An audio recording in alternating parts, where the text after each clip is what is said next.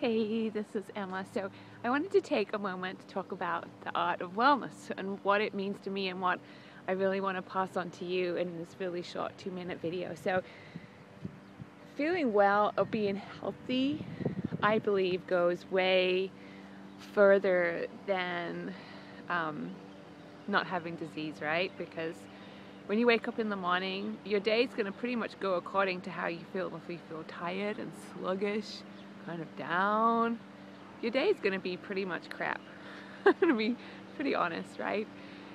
If you can get up in the morning feeling well, the rest of the day generally rolls in that kind of manner. So what do you do to make that happen? And it really is down to you to make that happen. So I'm going to share what I do, and I do live in a beautiful place. I'm here in Maui, so the weather is much more accommodating, but then I do understand what it's like to live in a cold place. I grew up in England, and yeah, I just know about the cold and the dark too. But wherever you are, you can always make the best of it. And the most important thing for me when I get up in the morning is to get outside. So whether it means just running up and down your road, going for a surf like this morning, I just got up, the moon was still out, had a beautiful surf, and I'm ready for the day.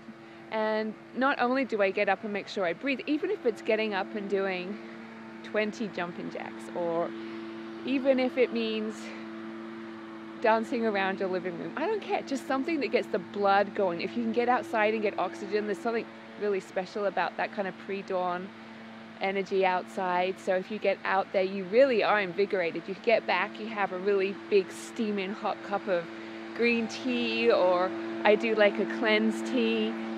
You feel really good. So between the oxygen and between nourishing yourself before you go off into your day, dropping your kids at school, going to work, you really will benefit from this little practice of self-care. And that to me is the art of wellness. So that's it. I look forward to speaking with you soon.